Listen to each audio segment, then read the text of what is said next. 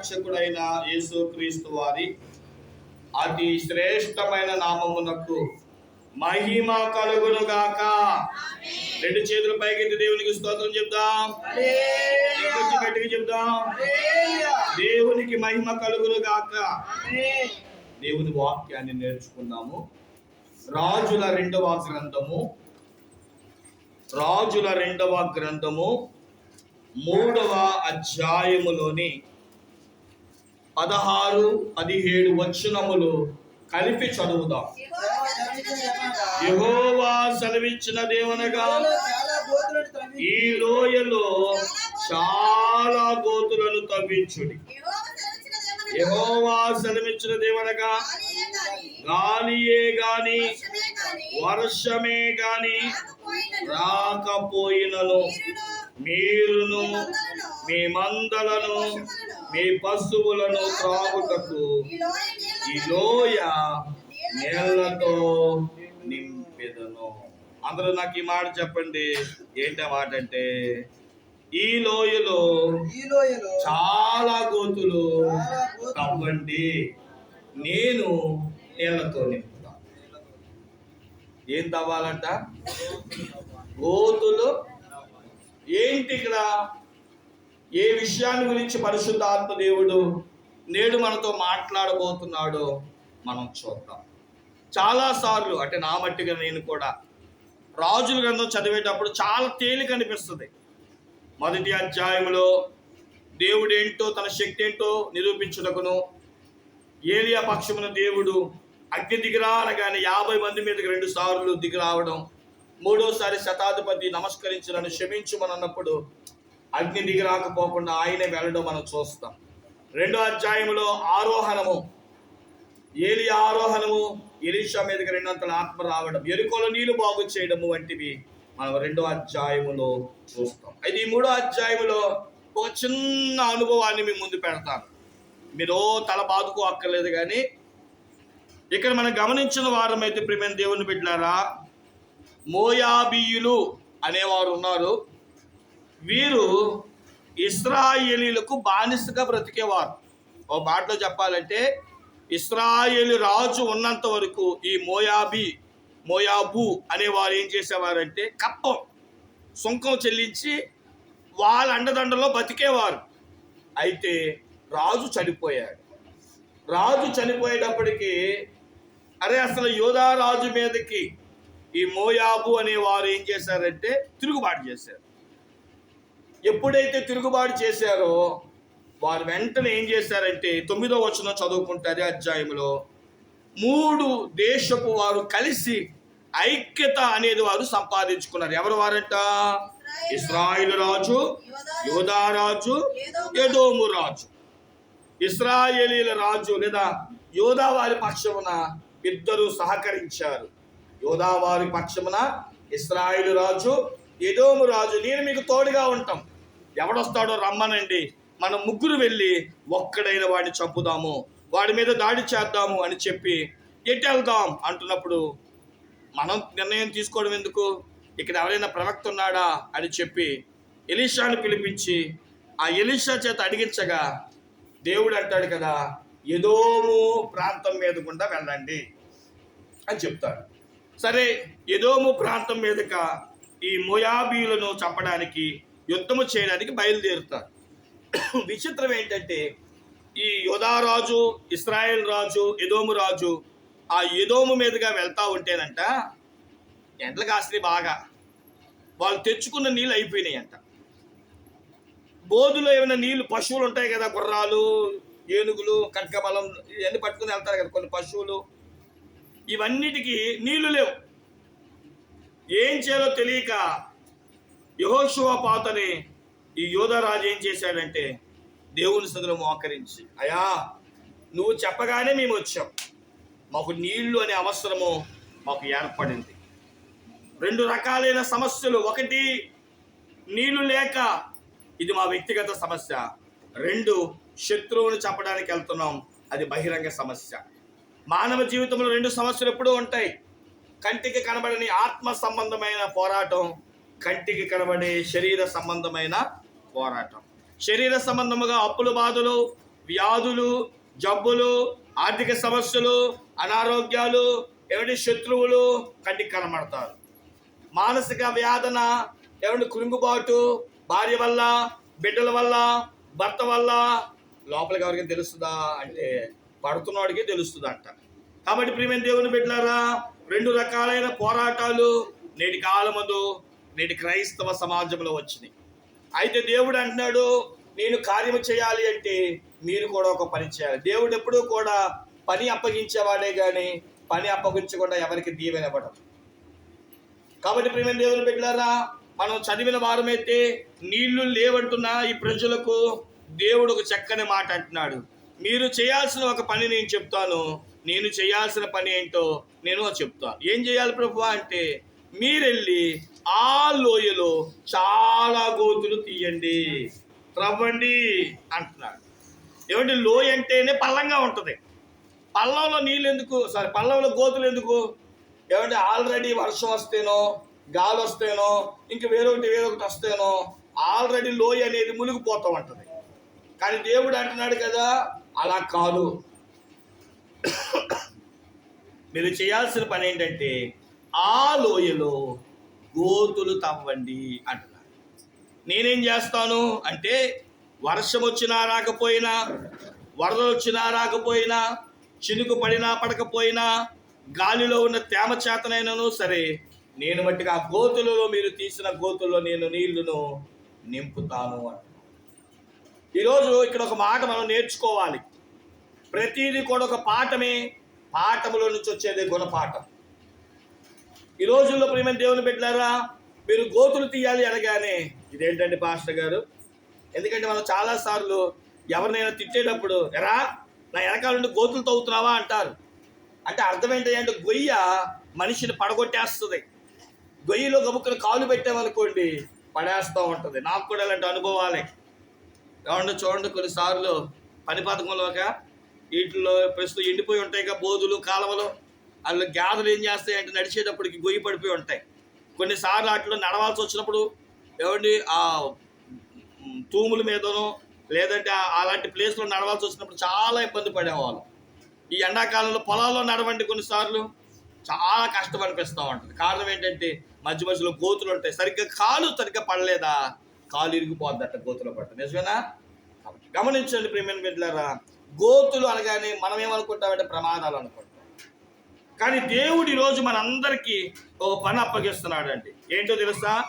సమస్య పరిష్కారం కోసం మనకి దేవుడు అప్పగిస్తున్న పని ఏంటంటే గోతులు తవ్వాలి.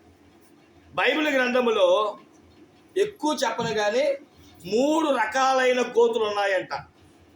అవి నీవు ఈరోజు తవ్వితే ఆ రోజు ఆ 3 దేశపు వారైనా లేదా 3 రాజులు వారికి దేవుడు ఎలాగైతే వారి అవసరాలు సమస్యలు తీర్చి శత్రువు మీద విజయాన్ని ఇచ్చాడో, మనకు కూడా దేవుడు నీవు తీయగలిగిన గోతులు తీయగలిగితే నా దేవుడు నిన్ను సమృద్ధి ఆశీర్వాదముతో విజయ పతాకముతో దీవించునుగాక. రండి, మనము తీయవలసిన గోతులు ఏంటి అని మనం చదివితే, మొట్టమొదటిగా ఆదికాండము 26వ అధ్యాయము 18-19 వచనములు చదువుదాము. అప్పుడు తన తండ్రి అయిన అబ్రహాము దినములలో త్రవ్విన నీళ్ల బావులను ఇస్సాకు తిరిగి త్రవ్వించెను. ఏలయనగా అబ్రహాము వృద్ధి పొందిన తరువాత వాటిని పూడ్చివేసి అతడు తన తండ్రి వాటికి పెట్టిన పేర్లు చొప్పున తిరిగి వాటికి పేర్లు పెట్టెను. మరియు ఇస్సాకు దాసులు ఆ లోయలో త్రవ్వగా జలాలు గల నీళ్ల బావి దొరికాను. చూడండి, గోతులు తవ్వగా జలాలు గల నీటి బావులను ఏం చేశారంట? దొరికినాయి అంట. నేను అంటాను, ఇస్సాకు కొత్తగా తవ్వాడా? తండ్రి తవ్వించిన దాన్ని తవ్వించాడా? ఏమంటే తండ్రి అంతకు ముందే తవ్వించాడు. అయితే శత్రువులైన ఫిలిస్తీన్లు ఏం చేశారంటే వాటిని మన్ను చేత పూడ్చివేశారు. ఇప్పుడు ఇస్సాకుకి దేవుడు ఒక ప్రేరేపణ ఇచ్చాడు.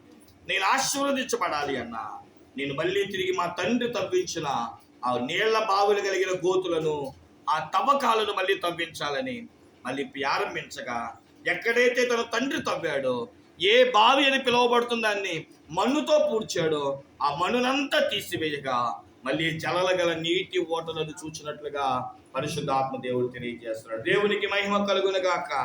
ఈ బావికి నేను ఒక పేరు పెడతాను. అదేంటంటే పూడ్చిన బావి, పూడ్చబడిన బావి అనే మాట మనం చూస్తాం. ఏ బావులు తవ్వాలి? ఈరోజు మనం ఏ బావులు తవ్వాలంటే నువ్వేం కొత్తవి తవ్వక్కర్లా. మన తండ్రులు, మన పితరులు, లేదా బైబిల్ గ్రంథంలో ఉన్న భక్తులు ఏదైతే తవ్వారో అదే క్రమము ఎతికి పట్టుకొని తవ్వగలిగితే ఆశీర్వాదాన్ని చూస్తాం. ఇక్కడ తవ్వడం అనగా ఏమి చూపిస్తాయి అంటే ఆత్మీయ జీవితాన్ని చూపిస్తుంది. మనం ఏం చేసామో తెలుసా? నేటి కాల సమాజంలో మన తల్లిదండ్రుల కాలంలో కానీ మన పితరుల కాలంలో వారు పాటలు ఎలా పాడారో, వాళ్ళు ప్రార్థనలు ఎలా చేశారో, వాళ్ళు దేవుణ్ణి ఎలా ప్రసన్నత చేసుకున్నారో, వాళ్ళు దేవుణ్ణి ఎలా భూమి మీదకి తిప్పారో ఒక క్రమబద్ధాన్ని నేర్పారు. మనం ఏం చేసామో తెలుసా? టెక్నాలజీ అని పేరు చెప్పుకొని, టెక్నాలజీ అని పేరు చెప్పుకొని మన పితరులు చేసిన వాటన్నిటినీ పూర్తి చేసి మనం కొత్తవి మొదలెట్టాం. నిజమా కాదా? ఇలా అంటానని ఏమనుకోవద్దే. పాటలు పాడినప్పుడు ఏం చేయాలి? నిజం చెప్పండి. మనం ఏం కనిపెట్టాం? ట్రాక్లు కనిపెట్టాం. నేను తప్పంటలా, టెక్నాలజీ వాడాలి. మరి మిగిలిన వాళ్ళు ఏం చేయాలి? ఇది పాత పద్ధతి కదా. 22వ కీర్తన గ్రంథములో 3వ అధ్యాయంలో ఏమన్నాడు? ఇశ్రాయేలు చేయు స్తోత్రాల మీద మన దేవుడు దిగి వచ్చాడు కదా. ఆ రోజు ఏ వాయిద్యాలు ఉన్నాయి, కానీ ఈ వాయిద్యాలు మర్చిపోతున్నాం మనం. ప్రార్థన అనేటప్పటికీ ఏం మర్చిపోతున్నాం? మోకాళ్ళ అనుభవం మర్చిపోతున్నాం. ఒకప్పుడు ఈ మైకులు లేవు, అరిచి చెప్పేవారు. ఈరోజు అలా చెప్పడానికి మనుషులు ముందుకు రావట్లా. ఒకప్పుడు సన్నిధి, ఒకప్పుడు భక్తి, ఒకప్పుడు క్రమము మనమంతా పూడ్చిపెట్టేసామా లేదా? ఒకప్పుడు మన ఆది పితరులు చేస్తున్న బైబిల్ గ్రంథంలో చూడండి, దేవుణ్ణి ఎలా ప్రసన్నత చేసుకునేవారో, దేవుణ్ణి ఎలాగ వాళ్ళు దింపేవారో, ఎలాంటి ప్రార్థనలు చేసేవారు. ఈరోజు ఇలా అంటున్నానని ఏమనుకోవద్దండి. ఇలా అంటున్నానని ఏది ఎవరికి నేను వ్యతిరేకతను కాదు. అదేంటో తెలుసా? ఎవరికి ఏ సమస్య వస్తే వాడే ప్రార్థన చేయాలి. ఈరోజు మీరేం ప్రార్థన చేయక్కర్లేదు, మాకు 2000 3000 కట్టండి, మీ కొరకు ఎవరు చేస్తారు ప్రార్థన? మా గోపురం వారు, ప్రార్థనా గోపురం వారు ప్రార్థన చేస్తారు. మీరు మట్టిగా శుభ్రంగా తిని మీరు అన్నగా మాట. ఈరోజు చాలా మందికి ప్రార్థనా గోపురాలకి డబ్బులు పంపించేసి వాళ్ళే చేసుకుంటారులే ప్రార్థన, వాళ్ళే పడతారులే ప్రయాస. బాధ కలిగి సమస్య వచ్చిన వాడు వీళ్ళు ప్రార్థన చేయడం లేదు. ఈరోజు సమస్య వచ్చినప్పుడు దేవుని ఎలా ప్రార్థించారో, ఎలా ఉపవాసం ఉన్నారో, ఎలా దేవుని దగ్గర కనిపెట్టేవారో ఇవేమీ లేవు ఈరోజు కాలంలో. ఇస్సాకు ఏమీ కొత్త పని చేయలేదండి. తన తండ్రి ఏదైతే ఒకప్పుడు చేశాడో, ఏ అనుభవాన్ని అయితే చేశాడో, దేన్నైతే తవ్వించాడో, శత్రువులు వేసిన మన్నుని తీశాడంతే. ఈరోజు మనం చేయాల్సిన పని ఏంటో తెలుసా? మళ్ళీ పాత అనుభవాలను తవ్వాలి. దేవునికి స్తోత్రం చెప్పండి. మన ఆది పితరులు చేసిన మళ్ళీ అదే అనుభవం. అందుకని నేను వెంటనే నాకు దేవుడు ఒక అనుభవాన్ని ఇచ్చాడు. అబ్బాయి, కొత్త అన్ని పాటలు బాగానే పాడుతున్నాం, కానీ బైబిల్ మిషన్ పాటలు ఎంతమంది పాడుతున్నాం? అందుకని మళ్ళీ ఏం చేసుకొచ్చాం? మళ్ళీ తవ్వుతూ మొదలెట్టాం. మీరు ఎంతమందికి పాటలు వచ్చారావో నా మట్టికి నేను నేర్చుకున్న పాటలు. అందుకని మొదటి క్రమం కాడి నుంచి మొన్నటి కాలం ముందు శుభాకర్ అనే పాట నేర్చుకున్నాం. ఈరోజు అనాది పురుషుడు అనే పాట, మరొకటి.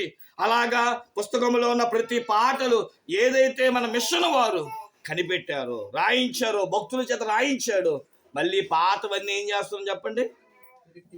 మీరు నిర్గమకాండము 34వ అధ్యాయము 1వ వచనం చదువుదాం ఒకసారి. మరియు యెహోవా మోషేతో మొదటి పలకల వంటి మరి 2 రాతి పలకలను చెక్కుము, నీవు పగలగొట్టిన మొదటి పలకల మీదనున్న వాక్యములను. చూడండి, ఇక్కడ మోషేకి దేవుడు ఒక బాధ్యత అప్పగిస్తున్నాడు. ఒకప్పుడు ఏ పలకలు చేసుకోక్కర్లా, దేవుడే పలకలు చేసి ఎవరికి ఇచ్చారు?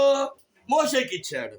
కానీ మోషే ఏమండి, భూమి కింద అహరోను దూడను తయారు చేసుకొని ఇదే మన దేవుడు, రండి తిందాం తాగుదాం తిరుగుదాం అనగానే ఆర్భాటం చేస్తామని దేవుడు చెప్పాడు. నాకు బాధ కలుగుతుందయ్యా, కింద నన్ను కాకుండా వేరొక దేవుడిని వీళ్ళు ఆరాధిస్తున్నారు అనగానే మోషేకి కోపం వచ్చేసింది. ఆ 2 రాతి పలకలను దూడకేసి కొట్టి దాన్ని బూడిద చేశాడు. దేవుడు ఏమంటున్నాడు తెలుసా? ఒకప్పుడు నేను నీకు 2 రాతి పలకలు ఇచ్చాను, దాన్ని నువ్వేం చేసుకున్నావు అంటే పగల కొట్టుకున్నావు. ఇప్పుడు నీకు పని అప్పగిస్తున్నా. ఎలా పడతా పలకలు చేయడానికి కుదరదు. నేను ఎలాంటి రూపాన్ని, ఎలాంటి ఆకారాన్ని, ఎలాంటి సైజుని, ఎంత మందాన్ని, ఎంత ఎత్తునిచ్చానో నువ్వు చేసే పలకలు ఎలా ఉండాలంటే మొదటి పలకల పోలు ఉండాలి. చెప్పండి, ఏ పలకల పోలు ఉండాలి? నేను ఏ పలకలైతే నీకు ఇచ్చానో, ఏ పలకలైతే ఒక క్రమాన్ని కలిగి నేను ఇచ్చానో అలాంటి పలకలే ఉండాలి తప్ప నీ ఇష్టం వచ్చినట్లు చేసుకుంటే నేను ఒప్పుకోను. చూసారా, దేవుడు కూడా మోషే కాలంలో ఏమడుగుతున్నాడు?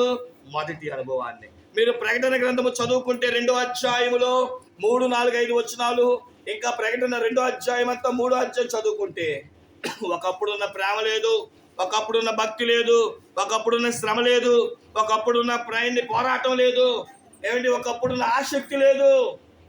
7 సంఘాల్లో 7 లోపాలు చూపిస్తూ ఉంటాడు. 7 సంఘాల్లో జయాన్ని మీరు జయించాలి, మళ్ళీ తిరిగి మీరు మొదటి వాటిని పొందుకోవాలి, మళ్ళీ తిరిగి మొదటి అనుభవానికి రావాలి అని అన్ని ఏం గుర్తు చేస్తున్నాడో తెలుసా? మన ఆది పితరులు చేసిన పునాది ఏదైతే ఉందో దాన్ని గుర్తు చేస్తున్నాడు.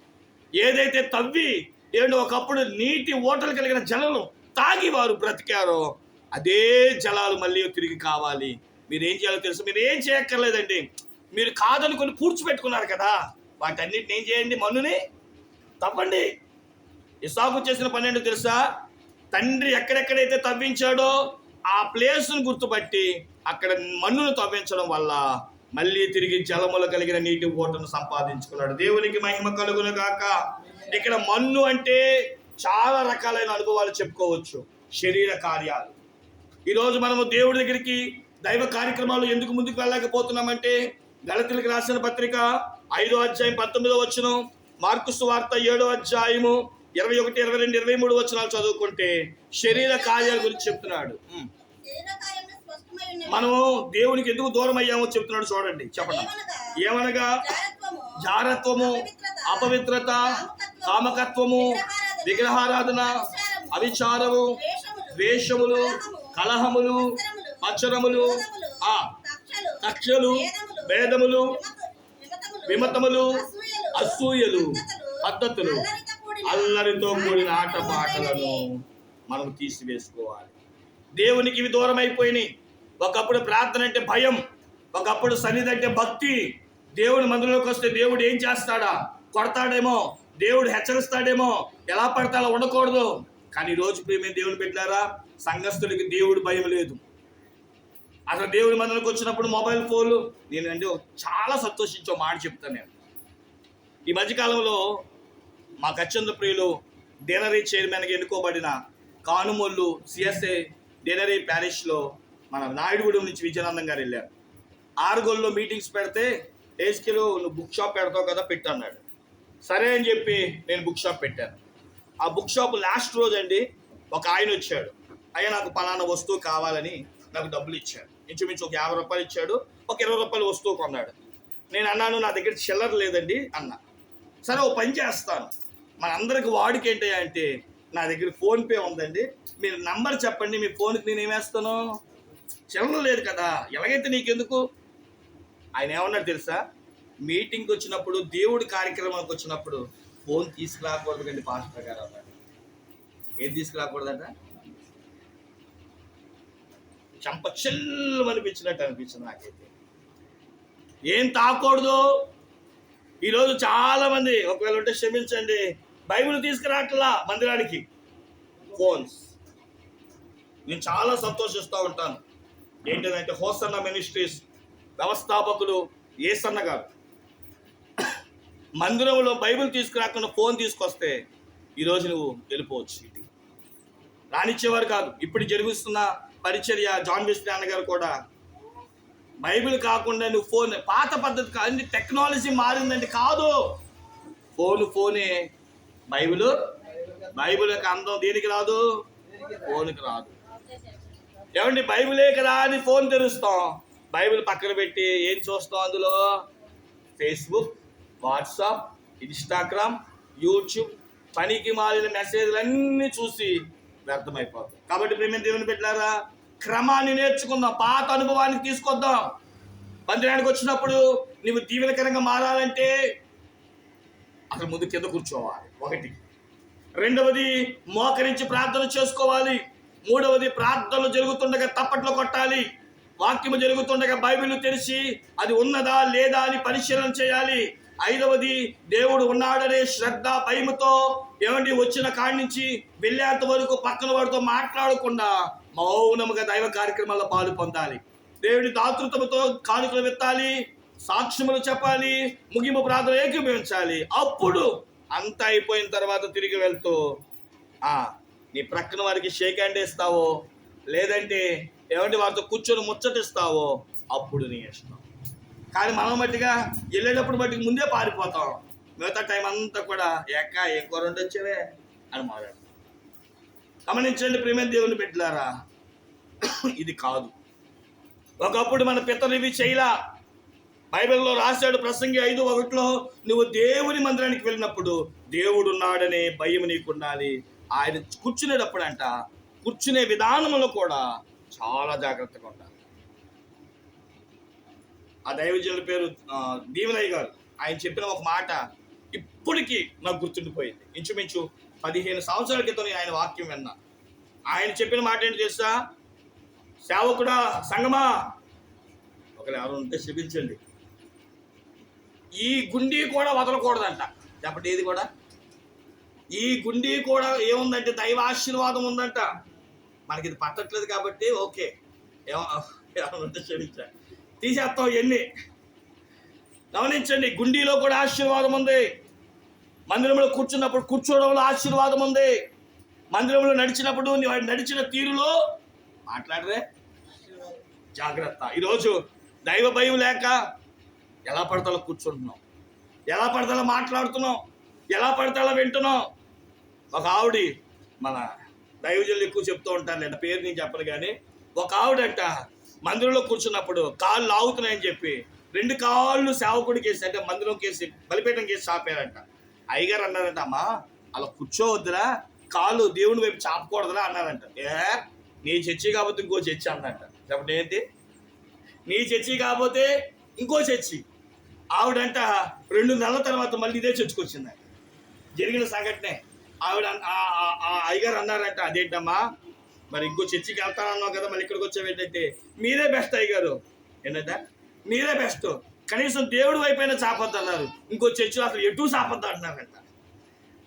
గమనించండి ప్రియులారా, దేవుని బిడ్డలారా, ఈరోజు కొన్నిసార్లు మనమే మొహమాటం కొద్దో ఇలా చెబితే జనులు రారేమో అనే మొహమాటంతో ఏం చేస్తావంటే బాధ్యత క్రమము చెప్పం. కాబట్టి ప్రేమ దేవుని బిడ్డలారా, అలా ఉండకూడదు. ఈరోజు దేవుని వాక్యం సెలవిస్తున్న మొదటి మాట ఏంటో తెలుసా? ఒకప్పుడు మన ఆది పితరులు చేసిన అనుభవాలే మళ్ళీ చేద్దాం.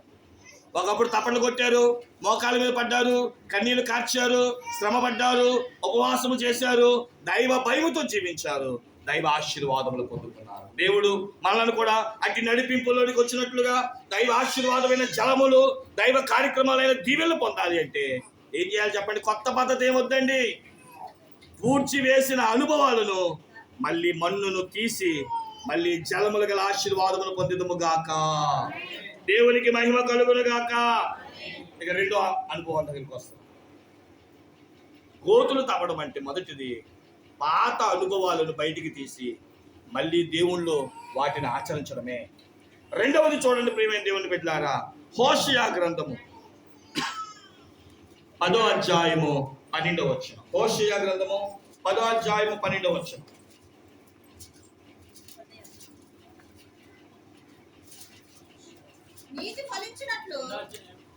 హోషేయ 10:12. నీతి ఫలించినట్లు మీరు విత్తనములు వేయుడి, ప్రేమను కోత మీరు కోయుడి, యెహోవాను వెతుకున్నట్లు ఇదే సమయము గనుక ఆయన ప్రత్యక్షమై నీ మీద నీటి వర్షము కురిపించినట్లు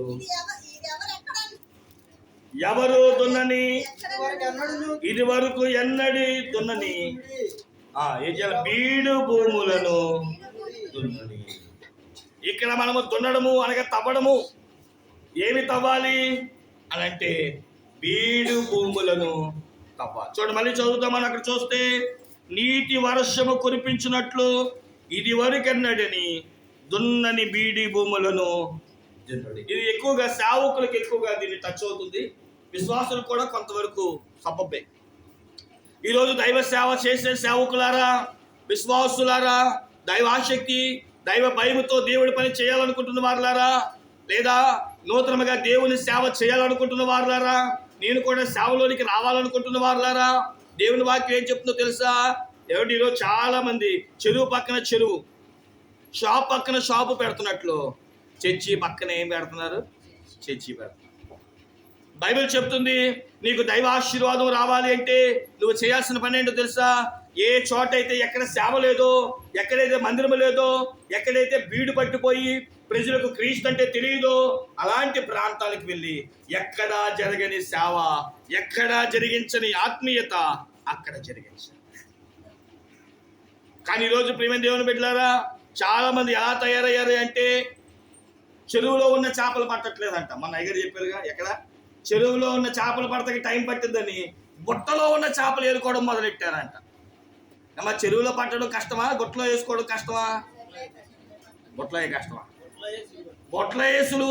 నేను అంటాను, మీకు బాగా అర్థమైనట్లు, లోకం చెరువు. ఒక ఆత్మను రక్షించాలంటే ఎంత ప్రయాసపడాలో. ఆమెకి దేవుని సువార్త చెప్పాలి, ఆ కుటుంబానికి దేవుని వాక్యం చెప్పాలి, వారికి సమస్య వస్తే ప్రార్థన చేయాలి, ప్రభు కార్యము చేయాలి, అప్పుడు వాళ్ళు గుడికి రావాలి, దేవుళ్ళు స్థిరపడాలి, బాప్తిజం పొందాలి, విశ్వాసిగా మారాలి. కానీ ఈరోజు చాలామంది ఏమంటే కొంతమంది సేవకులు గబగబా క్రైస్తవ ఇంట్లోనికి వెళ్ళిపోయి, ఏమండి మీ సేవకుడి కంటే మాకే ఎక్కువ తెలుసు, ఇవి మా మందిరాలు పెద్దవి, మేము భోజనాలు పెడతాము అని చెప్పి మభ్యపెట్టి మందిరాల్లోకి ఏం చేస్తున్నారంట? ఆ బుట్టలో ఉన్న చేపలని వాళ్ళ బుట్టలో వేసుకోండి. ఈరోజు చాలామంది చేసే పని అదే. కష్టపడి సంపాదించడం రాదు, కష్టపడడం రాక సులువైన పద్ధతులు ఎన్నుకుంటున్నారు. ఈరోజు మనం కూడా చూడండి, నేను అంటాను, తీసుకున్న చెరువు తీసుకోవడం గొప్ప ఏముంది? సదును చేయబడిన భూమి దున్నడంలో గొప్ప ఏముంది? ఎవ్వరు దున్నని బీడు భూములను మనము దున్నుదుముగాక. ఎవరు చేయని పరిచర్య, ఎక్కడా లేని పరిచర్య, ఎవరు జరిగించిన పరిచర్య మనం ఏం చేయాలంటే జరిగించవలసిన వారమే ఉన్నాం. దేవుడు జనాన్ని చూడడం, మందిరంలో ఎంతమంది ఉన్నారని మీరు చూసుకోమాకండి. వచ్చిన మందిరంలో ఉన్న విశ్వాసులు ఎంత బలంగా ఉన్నారా అన్నది చూసుకోవాలి. ఒక మాట మీకు బాగా అర్థమైనట్టు చెప్తాను. ఏమంటే చేపలు పట్టే వాళ్ళు మీకు బాగా తెలుసు కదా, 2 రకాలుగా పడతారు. ఒక ఆయనేమో వల విసురు పడతాడు. ఏం విసురుతాడు? వల విసురుతో ఎన్ని వస్తాయి చేపలు? ఓ 10-15 వస్తాయి అనుకుందాం, ఊరినే ఉదాహరణ. చేపలతో పాటు నత్తగొల్లలో చెప్పండి, అవసరమైతే చెత్త చెదారము, అవసరమైన చేపలు, అవసరం లేని చేపలు ఉంటాయా? విమానం చేపలు అంటే అంటారు కదా, చైనా చేపలు, చైనా గురకలు అంటే దెయ్యం చేపలు, మరి పేరు పెట్టారులే. గమనించండి, వల వేస్తే అనేకమైన వస్తాయి, అందులో కొన్ని పనికి వస్తాయి, కొన్ని పనికి రావు. ఈరోజు చాలా మంది వల విసురుతున్నారు. కానీ దేవుడు చెప్పిన పద్ధతి ఏంటో తెలుసా? గాలం వేయమంటున్నారు. చెప్పండి, ఏం వేయాలి? గాలం వేయడం అంటే ఏంటో తెలుసా? ఏమంటే దానికి ఒక ఎర పెట్టాలి, ఓర్పుతో కూర్చోవాలి. ఎప్పుడుకో ఓ చేప ఆ గాలానికి పడిద్ది. ఆ గాలానికి పడిన చేపలు లాగినప్పుడు ఎన్ని వస్తాయో? 10-15 వస్తాయా? అదేంటి?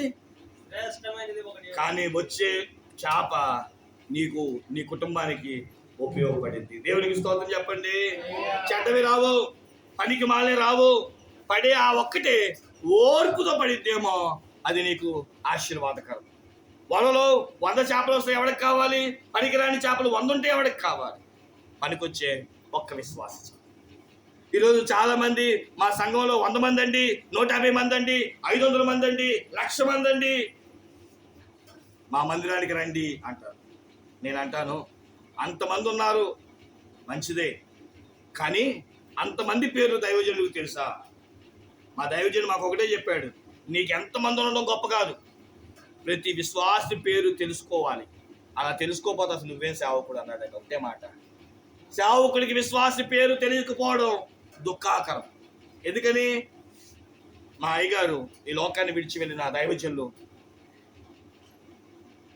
ఆత్మీయ తండ్రి జుత్తుకి విశ్వాసులు అయ్యగారు, ఆయన 3 గంటలకి మోకరించి 6 గంటల వరకు ప్రార్థన చేసేవారు.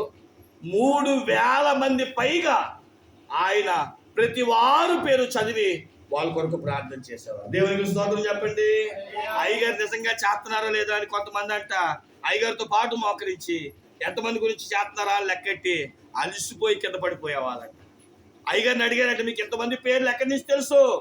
అయ్యగారు అన్నారంట, అబ్బాయ్ 26 సంవత్సరాల పరిచర్యలో ఒక్కొక్క చేపనే కదా నేను పట్టింది, ఒక్కొక్క చేపనే కదా గేలం వేసాను, ప్రతి చేప నాకు గుర్తే అన్నాడంట. దేవునికి స్తోత్రం చెప్పండి. ఈరోజు చెప్పండి, ఎంతమంది నీకు గుర్తున్నారు? సేవలో ఎంతమంది గుర్తున్నారు? సేవలో ఎన్ని పనులు నీకు గుర్తున్నాయి? ఎన్ని కార్యక్రమాలు గుర్తున్నాయి? అయ్యగారు మొన్నటి కాలం మంది ఏం చెప్పారు? ఎంత శ్రద్ధ పెట్టి దేవుని వాక్యం విన్నావు? ఎంత శ్రద్ధాభక్తులతో వాగ్దానాలు వింటూ వస్తున్నావు? గుర్తుంటున్నాయి అసలు మనకి? ఎవరిని అసలు గుర్తుపెట్టుకుంటున్నామో మనము? గమనించండి, ఆలోచన చేయండి. ఈరోజు గమనించిన వారమైతే చాలా మంది స్థానిక సంఘాలలో దేవుని వాక్యాన్ని గుర్తుపెట్టుకోరు. ఎందుకంటే వాక్యము ఉన్నది ఉన్నట్టుగా ఉంటుంది కనుక అది నవ్వించేది కవ్వించేది గుర్తుండవు. కానీ కొంతమంది ఉంటాయి, ఏమండి మీకు ఎప్పుడు చెప్తూ ఉంటాను కదా, కల్పనా కథలో జోకులు చెప్తా ఉంటే అవి మట్టిగా గుర్తుంటావు. నేను చాలాసార్లు చెప్పాను కదా, ఒక అయ్యగారు వాక్యం చెప్తూ ఉదాహరణగా అదేదో బైబిల్లో ఉన్నది కాదు, తొండ గురించి చెప్పారంట. గుర్తుందా మీకు? ఒక ఆయన తొండ, ఏమండి నేలను చూసి నిజంగా తొండని మింగేసానేమో అనుకున్న ఆయన ఎన్ని హాస్పిటల్ తిరిగిన తొండ కడుపులో లేదంటున్నారంట. లేదు నీ కళ్ళలో చూశాను, నా గ్లాసులో చూశాను నేను తొండ అన్నాడు. ఇదంతా చూస్తున్న ఒక ఆయన రేపు తొండను బయటికి తీస్తాను రా అని చెప్పి, ఏమండి ఆయన తాగుతున్న గ్లాసులు తాగి తల దించేటప్పటికి తొండ కింద పడేసి ఇదిగో తొండ వెళ్ళిపోతుంది అన్నాడంట. అయితేనంటే అక్కడ విన్న విశ్వాసులో ఆయన చెప్పిన వాక్యం ఏమి గుర్తులేదంట. ఏం గుర్తుందయ్యా అంటే అయ్యగారు తొండ గురించి చెప్పారు. ఏం చెప్పారు? అయ్యగారు తొండ గురించి చెప్పారు. ఏమండి దేవుని వాక్యం బీడు భూమి, ఎవరికి తెలియని దర్శనాలు దేవజనుడి చేత దేవుడు మీకు బోధిస్తున్నాడు. ఏమండి ఎప్పుడో సంవత్సరానికి ఒకసారో పిలిస్తే ఒకసారి వచ్చే దైవ సేవకులు వాళ్ళకి తెలిసినది, వాళ్ళు బాగా నేర్చినది, వాళ్ళు పదే చెప్పినది అనేక చోట్ల ప్రకటించింది చెప్తారు. కానీ మీ దైవ సేవకుడు ఏమంటే ఎప్పుడు ఒకటే వాక్యమే అంటారా? ఒకటే అనుభవం అంటారా? ప్రతి వారము కొత్త కోణాలతో కొత్త విషయాలు చెప్తూ ఉంటే, ఎన్నడూ ప్రకటించని దేవుని వాక్యం ప్రకటిస్తూ ఉంటే మనకి మట్టికి మన పాస్టర్ గారు ఎక్కడ అబ్బా ఏం లేదు. గమనించండి ప్రియమైన దేవుని బిడ్డలారా, కొత్త అనుభవాలు. నేను అంటాను, నా లక్ష్యము ఈ లోపు నేను ప్రాణం ముగించేటప్పటికల్లా ఒక మాట చెప్పగలగాలి. అదేంటో తెలుసా? మా వీరమ్మగుంట సంఘానికి ఏమి రావాలి చెప్పండి? వాక్యము మీద పట్టు రావాలి. ఒక దైవజనుల కోరిక, నా కోరిక ఇది. ఈ లోకంలో నేను అంటానండి, నిజంగా చెప్తాను, నాకు ఏమీ తెలియదు, కానీ నాకు వచ్చిందే మీకు ఇచ్చారు అంటాడు కదా పేతురు యోహాను, నా దగ్గర ఏమీ లేదు, వెండి లేదు, బంగారం లేదు, కానీ నాకున్నదే మీకు ఇస్తాను. నా దగ్గరే ఉంది, యేసు నామం ఉంది, యేసు నామంలో లేచి నిలబడనగానే ఆ పుట్టుబడి ఏమయ్యాడు చెప్పండి? శృంగార దేవాలయం దగ్గర లేచి నిలిచి నడిచాడంట. మన దగ్గర ఏముండాలి చెప్పండి? వాక్యం ఉండాలి. ఏ పాస్టర్ వచ్చినా ఏది చెప్పినా మాకు తెలుసండి, వాక్యం మీద మాకు అవగాహన ఉందండి, వాక్యం మీద మాకు పట్టుందండి, వాక్యం మీద మా అవగాహన ఉందండి. వాక్యం బాగా నేర్చుకోవాలి, లోతులు నేర్చుకోవాలి, అనుభవాలు నేర్చుకోవాలి. ఎన్నడూ ఎవ్వరు చెప్పని గొప్ప విశేషమైన మాటలు మీకు దేవుడి సందులో మోసుకొని వస్తూ ఉంటే మనం బట్టికి ఏం చూపించట్లేదంటే దాని మీద శ్రద్ధ చూపించాలి. బైబిల్ చెప్తుంది, నువ్వు దేని మీద శ్రద్ధ పెట్టాలో తెలుసా? ఎన్నడూ వినని దైవ వాక్యముల మీద నేర్చుకుని, ఏమండి కేవలం వినవాడమే కాదు, ఆయా చోట్లకి వెళ్ళి, ఇప్పుడు మీరు ఇంటికి వెళ్ళాక పని చేస్తారా? మీకు తెలిసిన ఒకడు కూర్చోబెట్టి, అయ్యగారు ఈరోజు ఈ వాక్యం చెప్పారని పక్కన వాళ్ళు చెప్తారా? గుర్తుండదా? సరే, గమనించారు. తెలియని వారికి మనం ప్రకటించగలిగేలాగా వాక్యము మీద పట్టు. నేను అంటాను, మనం 100 మందికి ప్రకటించక్కర్లా, అయ్యగారు మన ఒకసారి ఒక మాట చెప్పారు కదా మన వసంతవాడి మీటింగ్స్లో. అంత్యకాలంలో జరిగే మొదటి అనుభవం ఏంటంట? మోసము. ఎక్కడి నుంచో మోసం? నీ డబ్బు దొంగలించడం కాదు మోసం, వాక్యము ద్వారా కలిపి చనిపెడి బోధ. ఈరోజు వాక్యం ఇలా కాదండి అలాగా, అలా కాదండి ఇలాగా చెప్పేవారు ఎక్కువైపోయారు. మనం ఏమనుకుంటామంటే అయ్యే ఈ మాట మా అయ్యగారు ఇప్పుడు చెప్పలేదు అనుకుంటాం. గమనించండి, అది ఎంతవరకు నిజమా అన్నది ఏమి లేదు, మనకి అవగాహన లేదు. అందుకని అంటాడు ప్రతి వాక్యాన్ని కూర్చొని ఏం చేయాలి? ఈరోజు నుంచి ధ్యానించండి. ఈరోజు నుంచి ఒక పని చేస్తారా? ఆదికాండం 1వ అధ్యాయం 1వ వచనం కూర్చొని చదవండి. దాని మీద పూర్తి అవగాహన నేర్చుకోండి. నేను అంటాను దైవజనుడిని అడిగే కంటే దేవుడిని అడగండి. ఒకప్పుడు మన పూర్వీకులు బైబిల్ మిషన్ వ్యవస్థాపకులు చేసిన పని ఏంటో తెలుసా? తెలియని వాటిని దేవుడిని అడిగి తెలుసుకుని. నేను కూడా ఎవరిని అడగనండి. నేను ఏ వాక్యాలు ఎవరిని అడగను, ఒకటే నేర్చుకుంటా నేను. ప్రభువా ఇది మనుషులు చెప్తే నాకు అర్థం కాదు, నువ్వే నాకు బోధించు. నా ప్రసంగాలు ప్రతి ప్రసంగము ప్రతి అనుభవము మోకాళ్ళే. దేవుడిని అడుగుతాను. చాలా మంది అంటుంటారు ఇది మీరు ఎలా చెప్పగలిగారండి? దేవుడే నాకు బోధించాడు. దేవుడు బోధించకపోతే ఈ లోతు మనకి రాదు. కాబట్టి ప్రేమ దేవుని పెట్టారా, ఈ రోజు నీలో గొప్పతనం ఏమైనా ఉండాలి అంటే ఏమండి, మనం వ్యాపారంలో సక్సెస్ అవ్వాలంటే అందరూ పెట్టిన వ్యాపారమే చేయాలా? నీ వ్యాపారం కొత్తగా ఉండాలా? మాట్లాడాలి. కొత్తగా ఉంటేనే వ్యాపారం అభివృద్ధి అయ్యిద్ది. ఏమండి, ఒకప్పుడు క్యాటరింగ్ ఎవడు పెట్టాడంటే, వంటలు ఎవడు చేయడం ఎవడు నేర్పాడు? కర్రీ పాయింట్ ఎవడు నేర్పాడు? అసలు ఏమంటే నీళ్లు అమ్మడం ఎవడు నేర్పాడు? కొత్త కాదా ఇవన్నీ? మీరు చూస్తూ ఉండండి, రేపొద్దున గాలి కూడా పట్టి అమ్ముతారు. గాలి అమ్ముతారు రేపొద్దున. ఎంత వ్యాపారం జరిగిద్దో. కాబట్టి గమనించండి, అందరూ చేసే వ్యాపారాలు కాదు. అందుకని చాలా మంది అంటూ ఉంటారు, అరే నేను పనికి కూడా కాలేజీలో చేరినప్పుడు ఒకటే చెప్పా, అరే బాబు అందరూ చదివిన చదువు నువ్వు చదవద్దు, ఏం చేయాలి చెప్పండి? కొత్తగా చదువు. అదే చెప్పాను నేను. అందుకని రాళ్ల మీద పరిశోధన మా వాడు చదువుతున్నాడు. కారణం ఏంటంటే ప్రేమ దేవుని పెట్టారా, అందరూ బిఎస్సి ఎలక్ట్రానిక్సే, అందరూ ప్రేమ దేవుని పెట్టారా ఎంపీసీలే, ఇంజనీరింగ్లే, పాలిటెక్నిక్సే. కానీ కొన్ని వదిలేస్తున్నారని అది పట్టుకోవాలి మనం.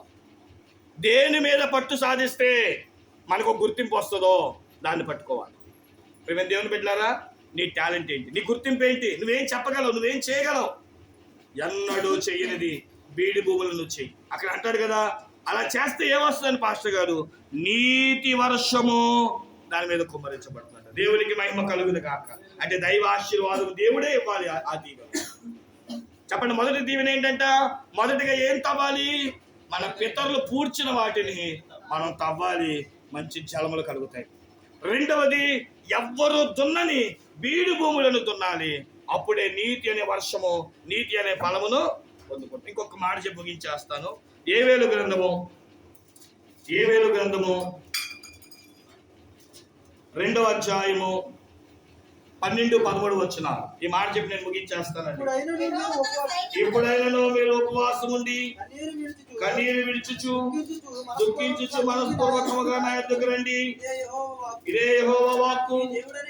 మీ దేవుడైన యెహోవా కరుణావాత్స్యము కలిగిన వాడు, శాంతిమూర్తియు, అత్యంత కృపగలవాడై ఉండి తాను చేయనుద్దేశించిన కీడు చేయక పశ్చాత్తాపపడినట్లు మీ వస్త్రములు కాక మీ హృదయములను చింపుకొనుడి. చాలండి. మూడవది మనం దున్నవలసినది, మూడవది మనము చేయవలసిన గోతి ఏంటయ్యా అంటే నీ హృదయమే. చాలాసార్లు బట్టలు చింపుకుంటాం, ఏం ఉపయోగం? హృదయాన్ని చింపుకోవాలి. హృదయం పగలాలి, హృదయం దేవుని దగ్గర బద్దలవ్వాలి. నేను అంటాను షర్టు చిరిగింది అనుకోండి, ఏమైంది? చెప్పాలి సూటిగా. నా లోపల ఏమేమి ఉన్నాయో మీకు కనబడింది. అదే హృదయం చింపితే నీ అంతరంగంలో ఉన్న లోపాలు దేవుడు చూసి సరి చేస్తాడు. దేవునికి స్తోత్రం చెప్పండి. బట్ట తీసేయడం గొప్ప కాదు, లోపల ఉన్న బ్రతుకును సరి చేసుకోవడం గొప్ప. దేవుడు తవ్వమంటుంది ఏంటో తెలుసా? నీ అంతరంగాన్ని తవ్వుకో. దేవుడి దగ్గర కరుణ పొందుకుంటావు, కటాక్షాన్ని పొందుకుంటావు. నువ్వు తవ్వవలసిన మొదటి గోతి పూర్వీకులు ఏదైతే మనకి చెప్పి వెళ్ళారో వాటిని. రెండవది, ఎన్నడూ జరిగించని దున్నని బీడు భూములను మీరు తవ్వండి, నీతి అనే వర్షము ద్వారా ఆశీర్వాదాలు పొందుతాం. మూడవది, హృదయం అనే దానిని మీరు చింపుకొనండి, హృదయాన్ని తవ్వండి. ఆ హృదయంలో ఉన్న లోతైన పాపాలు బయటపడతాయి. చూస్తారు ఒకసారి ఆ మాట. హెబ్రీయులకు రాసిన పత్రిక, హెబ్రీ పత్రిక 4:12. హృదయంలో ఏముందో, ఎందుకనగా దేవుని వాక్యము సజీవమై రెండంచెలు గల ఖడ్గము కంటే వాడిగా ఉండి ప్రాణాత్మలను కీళ్లను మూలుగులను విభాగించినట్లు దూరుచు హృదయము యొక్క తలంపులను ఆలోచనలను దేవుని వాక్యం అంటే లోతులోనికి వెళ్తే అది నిన్ను హృదయంలోనికి వెళ్ళి శోధిస్తుందంట. అయ్యో నేను చేసేది తప్పు కదా అని పశ్చాత్తాపానికి తీసుకొస్తాడు. అందుకనే నీ వస్త్రమును కాక హృదయం చింపుకోమని సంఖ్యాకాండం 10వ అధ్యాయంలో మనం చదువుకుంటాం. ప్రేమ దేవుని బిడ్డల ముగింపులోనికి వస్తూ మొదటిగా పూర్వీకులు చేసిన అనుభవాల్లోనికి రండి. 2, ఎన్నడూ దున్నని బీడు భూములను చేయని కార్యములను చేయండి. 3వది, నీ వస్త్రమును కాక హృదయం దాన్ని తప్పండి, అనగా చంపండి. అప్పుడు దేవుడు తన కార్యమును పశ్చాత్తాపడి, అయ్యో ఎంతగా పరిశుద్ధపరచుకున్నాడే, ఇతని వైపు నేను కోపాన్ని చూపించేది, ఉపవాసం అంటున్నాడే, కనికరాన్ని చూపించాలని చెయ్యనుద్దేశించిన దానిని చెయ్యక దేవుడు గొప్ప కార్యం చేస్తాడు. ఎందుకో తెలుసా? నీ కొరకు నా కొరకు కలవరి శిలువలో ప్రాణం పెట్టిన యేసయ్య ఆయన ఏమంటున్నాడు తెలుసా? మీరు చేయాల్సింది మీరు చెయ్యండి, నేను చేయాల్సింది నేను చేస్తాను. ఇప్పుడు మళ్ళీ మూలవాక్యం దగ్గరికి వచ్చి ముగించేసుకుందాము. ఏంటిది మూలవాక్యం? 2 రాజుల గ్రంథము 3వ అధ్యాయము 16-17 వచనాలు. 2 రాజుల గ్రంథము 3వ అధ్యాయము 16-17 వచనాలు మనం చదివితే వాళ్ళు ఏం చేశారు చూడండి. దాని కింద వచనాలు 18 చదవండి. 18-19. ఇది యెహోవా దృష్టికి అల్పమే, ఆయన మోయాబీలను మీ చేతికి అప్పగించును, మీరు ప్రాకారము గల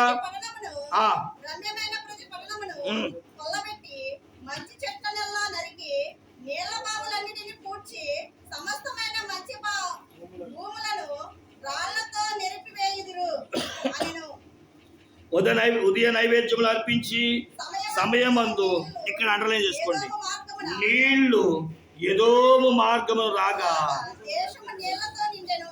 మనకి గొయ్యి నిండాలా, దేశం నిండాలా?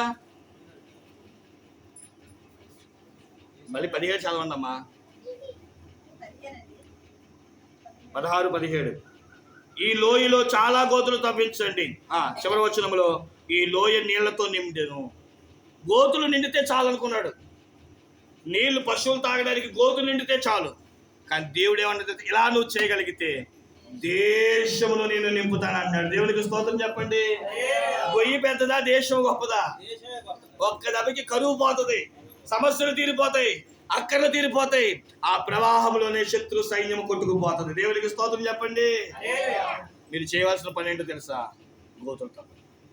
ఎక్కడెక్కడ పూర్తి చేసావో, ఎక్కడెక్కడైతే నిర్లక్ష్యపరిచావో, ఎక్కడెక్కడైతే వదిలేసి పాపానికి అప్పగించావో వాటిని తవ్వుకొని ప్రభువా నాలోనికి ఆ పశ్చాత్తాపాన్ని, కనికరాన్ని తీసుకురమ్మని ప్రార్థన చేసుకుందాం. తల వంచండి.